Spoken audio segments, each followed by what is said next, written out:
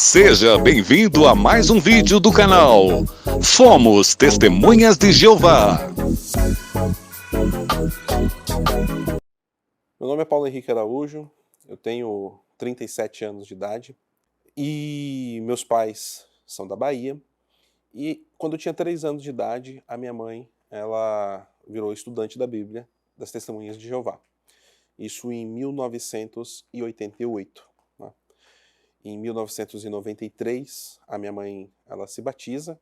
E desde que eu tinha a minha consciência, né, raciocínio sobre o que é Deus, né, sobre a religião, a espiritualidade, eu sempre fui testemunha de Jeová. E cresci a minha vida inteira dessa forma, sempre estudei muito, é uma das características das testemunhas de Jeová, é você ter bastante estudo. Acho que até hoje eu gostar de ler tanto, tem uma influência disso também, né, que vem das próprias testemunhas de Jeová. E as testemunhas de Jeová, elas são caracterizadas, né, por ter muitas publicações, muito material, e você tem uma infinidade sempre de materiais para você estar sempre se aprofundando, estudando, mas dentro daquele círculo, né, de publicações das testemunhas de Jeová em si. Né? Você não tem tanto material que seja de fora do que é produzido pela Sociedade Torre de Vigia.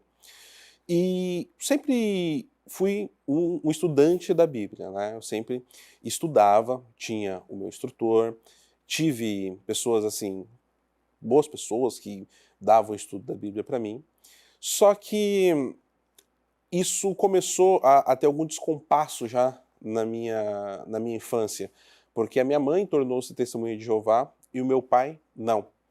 E o meu pai queria, de qualquer forma, que eu me batizasse na Igreja Católica. Só que, de certa forma, o meu pai ele não vivia os sacramentos da igreja. Né? As experiências que eu tive de ir na missa era uma vez por ano que a família do meu pai se encontrava em Aparecida, e eu ia, mas para mim era conflituoso, não existia, né, um diálogo dos meus pais, olha, então ele está indo aqui com você, ele vai aqui comigo e ele precisa entender o que é os dois lados, né? Não, muitas vezes o que eu via é você não presta atenção, que você está indo lá é a coisa do mundo, você, tipo assim, aquilo que era pintado, até de uma forma de uma proteção, né, entre os pais, de um puxar o peixe para sua brasa, né? Eu inconscientemente eu fui sendo ensinado que a Igreja Católica era algo ruim, né? E isso foi entrando no meu imaginário, que é aquela coisa da criança, né? Imagina, você está acostumado com o ambiente visual, né, de uma religião, e de repente você vai para a Basílica de Aparecida, você vê as imagens, você vê aquela arquitetura mais voltada ao gótico, e aquela imponência, você começa a ficar assustado. E quando uma pessoa que você confia muito, né, fala, olha, não, isso aqui é ruim, e você vê as imagens, não, isso é adorador de imagem, e etc. Então você começa a ficar, né, com um receio. E isso acontecia, né? Eu, aqui, para deixar claro, não acho que isso foi feito por uma coisa assim de má vontade, não, nada disso. Né? Hoje eu compreendo o que aconteceu, mas isso teve um impacto, né? Me causou, me impressionou muito enquanto criança. E desde pequeno eu sempre fui muito curioso. Eu sempre fui aquele o Zequinha do Castelo Rá-Tim-Bum, né? Mas por quê? Por quê? Porque sim, Zequinha, né? E eu sempre perguntava muito, eu sempre queria entender mais a fundo as questões. Então, eu tive vários instrutores, né, da Bíblia. E o que acontecia comigo? Hoje, olhando para trás, eu acho graça, porque eu era considerado um estudante um pouco displicente. Então, eu trocava sempre de instrutor. E, na verdade, hoje olhando, o que eu percebo? Que quando eu conseguia extrair tudo de um instrutor, eu perdi o interesse nele. E aí eu ficava displicente. Né? Isso acontecia muito. Naquela época eu também me achava displicente. Mas por que eu não consigo me engajar? Né? Mas não é. Hoje, olhando para trás, eu percebo isso. Então, eu tive instrutor jovem, a meia idade, ancião, né? Que é um análogo ao pastor. E sempre, né, nunca dava aquele passo maior. Então, ali na minha pré-adolescência, você começa a fazer o trabalho de pregação, né, que é o serviço de campo, e é uma coisa que eu nunca gostei muito de fazer, porque eu sou tímido, apesar de não parecer, eu sou muito tímido. E eu tinha muita timidez, para mim era uma dificuldade muito grande, né? Mas até aí normal, acho que todo mundo precisa enfrentar a timidez em algum momento na vida. Mas era algo que para mim era uma grande dificuldade. Então, você, por exemplo, na época, né, isso nos anos 90, você como publicador, né, quando você, mesmo não batizado, como estudante, né, quem não é estudante, quem não é batizado é estudante, né, chama-se estudante. E você tem que ali cumprir uma cota de horas e tudo mais como publicador. E eu sempre tinha dificuldade de cumprir essa cota, mas era muito por conta da timidez também. Mas isso acabou me criando uma fama de o rapaz problema.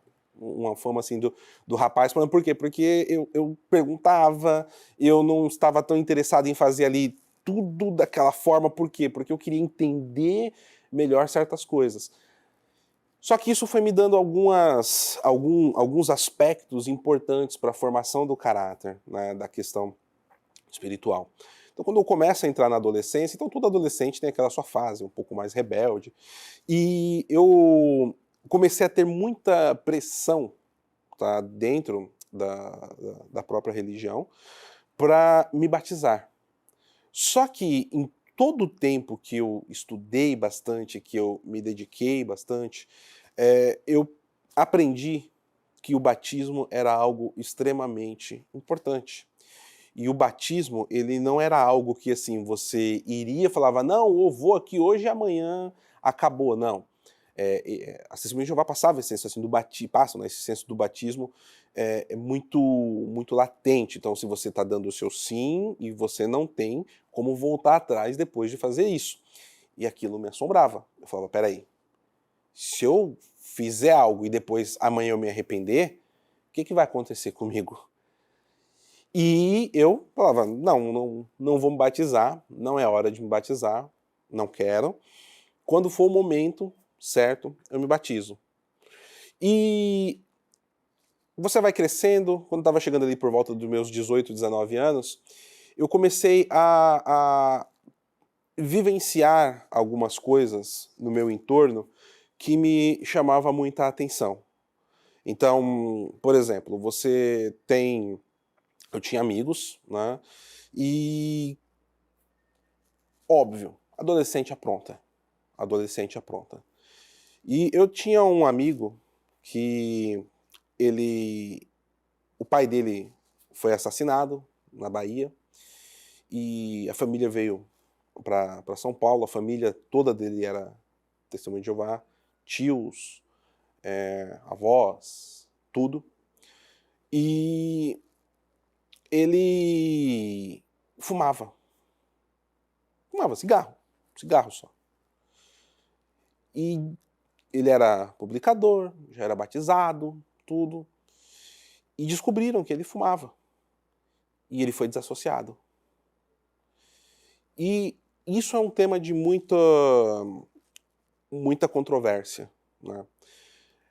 Quando você está dentro da religião, a desassociação ela é posta como um ato de caridade, de certa forma. É passado para você que ela tem um ato de caridade. Só que eu tenho certeza, hoje eu conhecendo a verdadeira caridade cristã, aquilo não é caridade, aquilo é punição. Porque eu vi muitas pessoas serem desassociadas e eu via muitas pessoas se batizando por empolgação, né? Se batizando porque não, era aquela caixa de reverberação, era um sentimento de manada. Não, fulano foi, filho de não sei quem foi, filho de... Não, você tem que ir, chegou a hora, vamos.